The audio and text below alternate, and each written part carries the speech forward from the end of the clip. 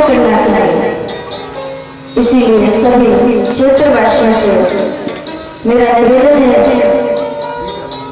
कि आप सभी शीघ्र अतिशीघ्र भगवान की कथा पंडाल में आने का कष्ट करें और भगवान की कथा को सुन करके अपने अपने जीवन को धन्य बनाएं, क्योंकि ऐसा समय फिर कब मिलेगा किसी को नहीं पता, कोई नहीं जानता। इसलिए एक घड़ी आदि में पुण्या तुलसी संगत साधु की हरे कोट अपराध। सत्संग क्षण मात्र का काफी होता है और सत्संग सारा बिगड़ा हुआ जीवन एक पल में सुधार देता है। सत्संग का बहुत प्रभाव, कितना भी बिगड़ा हुआ व्यक्ति हो, कितना भी दुष्ट आत्मा हो, लेकिन एक क्षण का भी अगर उसका सत्संग हो जाता है तो संपूर्ण बिगड़ा हुआ जीवन एक क्षण के सत्संग से सुधर जाता है। और दुसंग सर्वत्यो त्याज्य, दुसंग जो होता है, कुसंग जो होता है, वो सदा सर्वदा त्यागने योग्य होता है, उसका त्यागन करना चाहिए।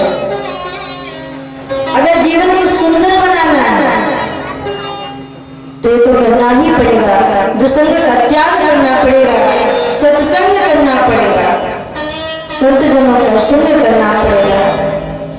बिनु सत्संग विवेक न हुए।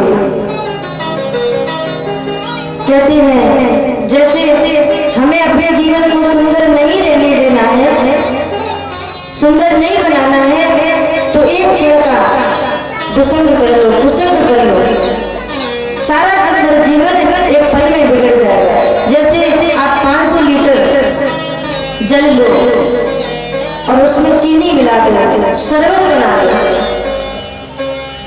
शरबत को बना करके अगर शरबत को पीने योग्य नहीं रखना है तो उसमें 10-12 बूंदे मिट्टी के तेल की डाल दो, तो क्या वो पीने योग्य रह जाएगा? नहीं रह सकता। उसी प्रकार सुंदर जीवन में अगर मिट्टी के तेल की भांति ये दुसंग आ गया तो सारा सुंदर जीवन बिगड़ जाता है। इसलिए भगवान की कथा को बार बार सुनना चाहिए, अपने जीवन को सुंदर बनाना चाहिए और अपने जीवन में भगवान के नाम को धारण करना चाहिए। बोलिए राम सरकार की, बोलिए जानकी मैया की, बोलिए सभी देवी देवताओं की, बोलिए गुरुदेव महाराज। भगवान की कथा को सुनकर के अंदर उतारना पड़ेगा। अगर केवल कानों से सुनोगे, इस कान से सुना उस कान से निकाल दिया, तो कथा का फल नहीं मिल सकता। कथा केवल मनोरंजन के लिए नहीं होती। आजकल लोगों ने बना लिया है, एक व्यापार की दृष्टि बना ली है, धर्म को एक कमाने का साधन बना लिया है, लेकिन ऐसा बिल्कुल नहीं है। जब तक धर्म व्यापार रहेगा तब तक धर्म का फल कभी प्राप्त नहीं हो सकता। धर्म का तो हमेशा प्रचार होता है, धर्म का व्यापार नहीं होता है। कहते हैं कथा मनोरंजन की दृष्टि से जो सुनता है कि थोड़ा सा चुटकुला हो जाए, थोड़ा सा भजन कीर्तन हो जाए, नाच ले गा ले, केवल यही कथा नहीं है। कथा तो भगवान की रोने के लिए है, हंसने के लिए नहीं, नाचने गाने के लिए नहीं, मनोरंजन के लिए नहीं। भगवान की कथा तो रोने के लिए। क्यों? क्योंकि इतना जीवन निकल गया हमारा और हमने परमात्मा का नाम नहीं ले पाया, परमात्मा को अपने अंदर विराजमान नहीं कर पाया,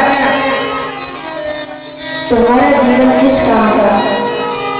हमारा जीवन केवल भोग विलास के लिए हमें नहीं मिला है, हमारा जीवन तो भगवान के भजन के लिए मिला है। साधन धाम मोक्ष कर द्वारा, ये शरीर जो है ना, ये मोक्ष का द्वार है। शरीर बड़े भाग्य से मिला है, बड़े भाग्य मानुष तन पावा, सुर दुर्लभ सद ग्रंथन गावा। ये शरीर बड़े भाग्य से मिला है, लेकिन यही शरीर साधन धाम मोक्ष कर द्वारा, यही शरीर मोक्ष का द्वार है। इसलिए कथा तो रोने के लिए कही जाती है कि प्रभु इतना समय हमारा निकल गया, मैंने आपका भजन नहीं कर पाया, लेकिन भगवान फिर भी कहते हैं बोले बीती साल दे आगे की सुन जो समय चला गया उसका चिंतन नहीं करना चाहिए, उसके बदले में प्रभु का चिंतन करना चाहिए। जो समय चला गया तो चला गया, लेकिन आगे का समय जो बचा है उसका तो सुंदर उपयोग हम और आप कर सकते हैं, तो उसी का सुंदर उपयोग करना चाहिए।